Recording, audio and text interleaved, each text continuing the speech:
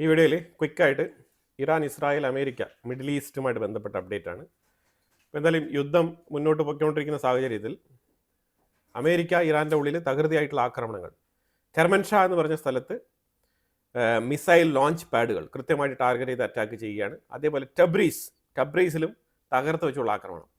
അതായത് ഇറാൻ മിസൈലുകൾ തുരുതര ലക്ഷ്യമില്ലാതെ പല മിഡിൽ ഈസ്റ്റ് രാജ്യങ്ങളിലേക്കും ഇസ്രായേലിലേക്കൊക്കെ വിടുന്നുണ്ട്. അതിൽ ഇസ്രായേലിലേക്ക് മാത്രമാണ് കൃത്യമായിട്ട് അവർ ഡയറക്ഷൻ സെറ്റ് ചെയ്ത് വിടുന്നത്. ബാക്കിയുള്ള മിഡിൽ ഈസ്റ്റുകളിലൊക്കെ ചുമ്മാ അങ്ങ് വിടുകയാണ്, വാരിക്കോരി അങ്ങ് വിടുകയാണ്. ലക്ഷ്യബോധമില്ലാത്ത രീതിയിലുള്ള മിസൈൽ വിക്ഷേപണം അതാണ് നടത്തിക്കൊണ്ടിരിക്കുന്നത്. അപ്പം തീർച്ചയായിട്ടും മിഡിൽ ഈസ്റ്റിൽ UAE ഉൾപ്പെടെയുള്ള രാജ്യങ്ങളിലെല്ലാം തന്നെ തുടരെ മിസൈലുകൾ ഇൻ്റർസെപ്റ്റ് ചെയ്യപ്പെട്ടുകൊണ്ടിരിക്കുകയാണ്. ഒന്നും രണ്ടുമായിട്ട് അവിടെ ഇവിടേക്കായിട്ട് മിസൈലുകൾ വന്നുകൊണ്ട് തന്നെയാണ് ഇരിക്കുന്നത്. അത് കൃത്യമായിട്ട് ഇൻ്റർസെപ്റ്റ് ചെയ്ത് മുന്നോട്ട് പോകുന്ന ഒരു സാഹചര്യമാണ് ഇപ്പം നിലവിലുള്ളത്. അതായത് ആദ്യ സമയത്ത് അപ്രതീക്ഷിതമായിട്ടുള്ള രീതിയിലാണ് ഈ മിസൈൽ വന്നത്. അതുകൊണ്ട് ചില പാളിച്ചകൾ സംഭവിച്ചു. എല്ലാ രാജ്യങ്ങളിലും ഈ ആദ്യത്തെ അറ്റാക്ക് 1-2 മിസൈലുകൾ വീണ് പോയിട്ടുണ്ട്. അപ്പോൾ അതിൽ ബഹ്റൈനിലാണ് ഏറ്റവും കൂടുതൽ ഡീപ്പായിട്ടുള്ള ഒരു അറ്റാക്ക് നടന്നത്. ഇപ്പോഴും ബഹ്റൈനിൽ അതിന് ഇമ്പാക്റ്റ് ഉണ്ട്. മറ്റുള്ള സ്ഥലങ്ങളിലെല്ലാം തന്നെ ആ ഒരു ഇമ്പാക്റ്റ് കുറഞ്ഞിട്ടുണ്ട്. ഇപ്പം ഇതിൽ ജീവൻ നഷ്ടപ്പെട്ടത്, ഒരു ഏഷ്യൻ പൗരന് ജീവൻ നഷ്ടപ്പെട്ടത് അബുദാബിയിലാണ്. അതിലുപരിയായിട്ട് മിഡിൽ ഈസ്റ്റ് രാജ്യങ്ങളെല്ലാം തന്നെ ഹൈ അലേർട്ടിലാണ് ഇപ്പം മുന്നോട്ട് പോകുന്നത്. കുവൈറ്റിലൊക്കെ ഇൻ്റർസെപ്റ്റേഴ്സ് ഓൾറെഡി തന്നെ ആക്ടിവേറ്റ് ചെയ്ത് വെച്ചിട്ടുണ്ട്. എയർ ഡിഫൻസ് സിസ്റ്റം ആക്ടിവേറ്റ് ചെയ്ത് വെച്ചിട്ടുണ്ട്. അതേപോലെ ഖത്തർ ആക്ടിവേറ്റഡ് ആണ്, ബഹ്റൈൻ ആക്ടിവേറ്റഡ് ആണ്, UAE ആക്ടിവേറ്റഡ് ആണ്. എല്ലാം തന്നെ എയർ ഡിഫൻസ് സിസ്റ്റം ആക്ടിവേറ്റ് ചെയ്ത് വെച്ചിരിക്കുകയാണ്. ഇതാണ് നിലവിലെ സാഹചര്യം. പക്ഷേ Tomahawks missile, N number of Tomahawks missiles America ഇറാൻ്റെ ഉള്ളിൽ ഉപയോഗിച്ചുകൊണ്ടിരിക്കുകയാണ്. ടോമോഹോക്സ് മിസൈലാണ് കൃത്യമായിട്ട് ഈ അണ്ടർഗ്രൗണ്ട് മിസൈൽ വിക്ഷേപണ കേന്ദ്രം ഇറാൻ്റെ. ഈ അത്തരത്തിലുള്ള കൃത്യമായിട്ടുള്ള സ്ഥലങ്ങൾ കണ്ടെത്തി ടാർഗറ്റഡ് ആയിട്ടുള്ള അറ്റാക്ക് നടത്തിക്കൊണ്ടിരിക്കുകയാണ്. ഇറാൻ്റെ ഉള്ളിലെ അവസ്ഥ നമ്മൾ വിചാരിക്കുന്ന പോലെയല്ല. ശരിയാണ്, അവിടെ ഫസ്റ്റ് അറ്റാക്കിൽ മെയിനായിട്ട് ആക്രമണം നടത്തിയ ബിൽഡിങ്ങിൻ്റെ തൊട്ടടുത്തൊരു സ്കൂൾ ഉണ്ടായിരുന്നു. ആ സ്കൂളിൽ പഠിച്ചിരുന്ന സ്കൂൾ കുട്ടികളുടെ ജീവൻ നഷ്ടപ്പെട്ടിട്ടെന്നുള്ള വാർത്ത വരുന്നുണ്ട്. അതിനെ തുടർന്ന് ആ പരിസരത്ത് പൊതുജനങ്ങൾ തടിച്ചു കൂടുകയും അവിടെ കൂക്കിവിളിയും കരച്ചിലും ബഹളമൊക്കെ ഉണ്ടായിരുന്നു. അത് കഴിഞ്ഞിട്ട് കൃത്യമായിട്ട് ആയത്തുൽ അലി ഖമനേയിയുടെ ബംഗ്ലാവ്, ആ വീട് മൊത്തത്തിൽ അടിച്ച് തകർത്ത് തരിപ്പണമാക്കി കൊടുത്തിരിക്കുകയാണ്. അപ്പോൾ ഇവിടെ ശരിക്കും അലി ഷംഖാനി എന്ന് പറഞ്ഞ ആയത്തുൽ അലി ഖമനേയിയുടെ ചീഫ് അഡ്വൈസർ കൊല്ലപ്പെട്ടിട്ടുണ്ട്. ഇതിലുപരിയായിട്ട് IRGCയിൽപ്പെട്ട ഉദ്യോഗസ്ഥർ നിരവധി പേര് കൊല്ലപ്പെട്ടിട്ടുണ്ട് ഇസ്രായേലിൻ്റെയും അമേരിക്കയുടെയും അറ്റാക്കിൽ. കാര്യങ്ങൾ വളരെ ഗുരുതരമായിട്ടാണ് ഇറാൻ്റെ ഉള്ളിൽ നടന്നുകൊണ്ടിരിക്കുന്നത്. അപ്പോൾ ഇതിനെ തുടർന്ന് ഇറാൻ്റെ ഉള്ളിൽ നിന്നും അടുത്ത പ്രസ്താവന വന്നിട്ടുണ്ട്. IRGC ജനറൽ ഇബ്രാഹിം ജബ്ബാരി പറഞ്ഞിരിക്കുന്ന വിഷയം എന്ന് പറഞ്ഞാൽ, നിങ്ങൾ ജസ്റ്റ് ഞങ്ങളുടെ സ്റ്റോക്ക് പൈലിലുള്ള കുറച്ച് സാമ്പിൾ മിസൈലുകൾ മാത്രമാണ് നിങ്ങൾ കണ്ടിരിക്കുന്നത്. ഇനി ഇതിൽ കൂടുതൽ വ്യത്യസ്തമായ അപ്രതീക്ഷിതമായിട്ടുള്ള, നിങ്ങൾ ജീവിതത്തിൽ ഇതുവരെ കണ്ടിട്ടില്ലാത്ത രീതിയിലുള്ള മിസൈലുകളൊക്കെ ഞങ്ങൾ വിക്ഷേപിക്കും എന്നാണ് പറഞ്ഞിരിക്കുന്നത്.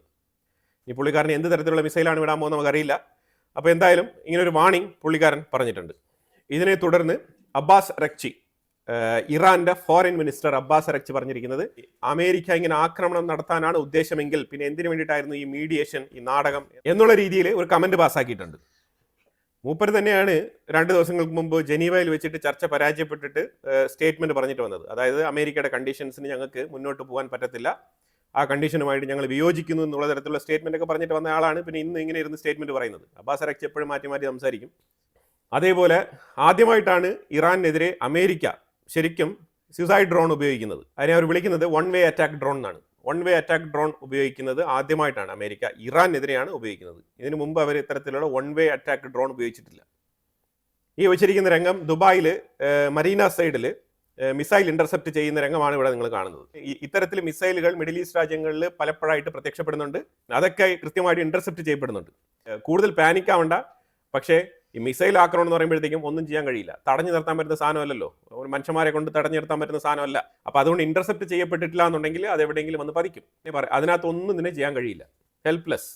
അപ്പം സെക്കൻഡ് ബാച്ചായിട്ട് ഇറാൻ 43 ബാലിസ്റ്റിക് മിസൈലുകൾ ഇസ്രായേലിന് നേരെ തൊടുത്തു വിട്ടിട്ടുണ്ട്.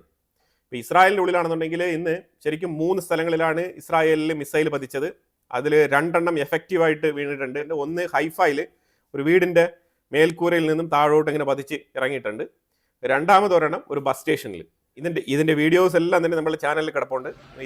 തൊട്ട് മുമ്പുള്ള വീഡിയോ കണ്ടാൽ മതി. നമുക്ക് 2 ചാനലുണ്ട്, ഇൻസൈറ്റ്സ് മലയാളം ഗ്ലോബൽ. ഈ 2 ചാനലുകളിലും മാറി നമ്മൾ വീഡിയോ ഇട്ടിട്ടുണ്ട്. ഇത് ഞാൻ ആൾമോസ്റ്റ് 4ാമത്തെ വീഡിയോ ആണ് ഈ ഇറാനുമായിട്ട് ബന്ധപ്പെട്ട വിഷയത്തിൽ. ഒരുപാട് വീഡിയോ നമ്മൾ ചെയ്തിട്ടുണ്ട്.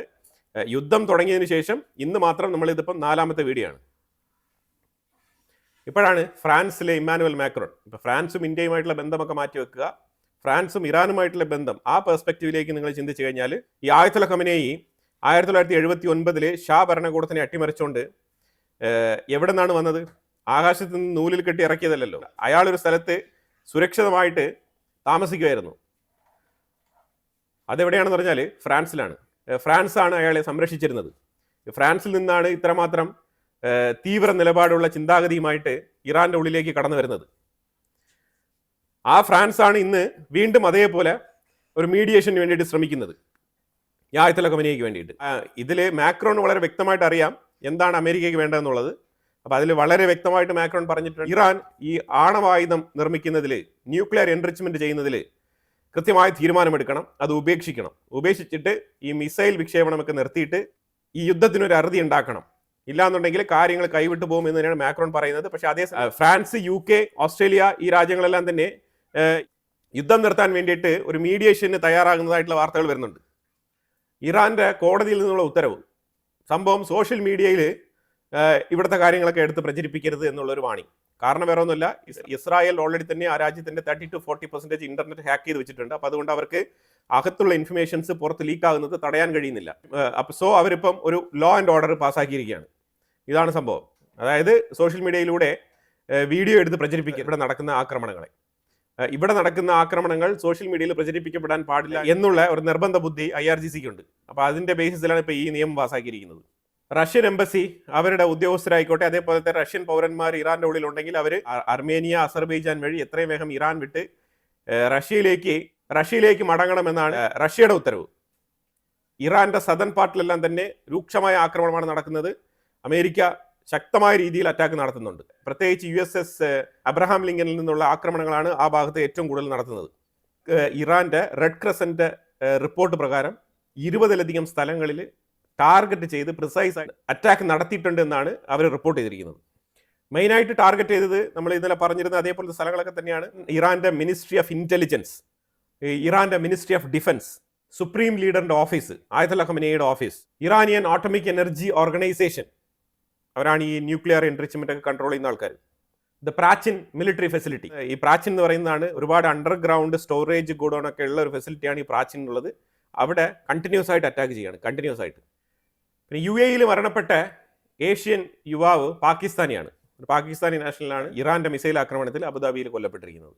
അപ്പോൾ ഈ വീഡിയോയിൽ നമ്മൾ പ്രധാനമായിട്ട് നോക്കിയതെന്ന് വെച്ചാൽ അലി ഷംഖാനി എന്ന് പറഞ്ഞ ആയത്തുൽ അലി ഖമനേയിയുടെ ചീഫ് അഡ്വൈസർ കൊല്ലപ്പെട്ടിട്ടുണ്ട്. അതുപോലെ തന്നെ ആയത്തുൽ അലി ഖമനേയിയുടെ വസതി, പുള്ളിയുടെ റെസിഡൻഷ്യൽ ബിൽഡിംഗ്, അത് മൊത്തത്തിൽ അടിച്ചു കളഞ്ഞിട്ടുണ്ട്. അപ്പോൾ എന്തായാലും കൂടുതൽ വിവരങ്ങൾ വരുന്ന മുറയ്ക്ക് അടുത്ത വീഡിയോയിൽ അപ്ഡേറ്റ് ചെയ്യാം. ഇതിനെക്കുറിച്ചുള്ള അഭിപ്രായങ്ങൾ കമന്റ് ബോക്സിൽ രേഖപ്പെടുത്തുക. Thank you so much.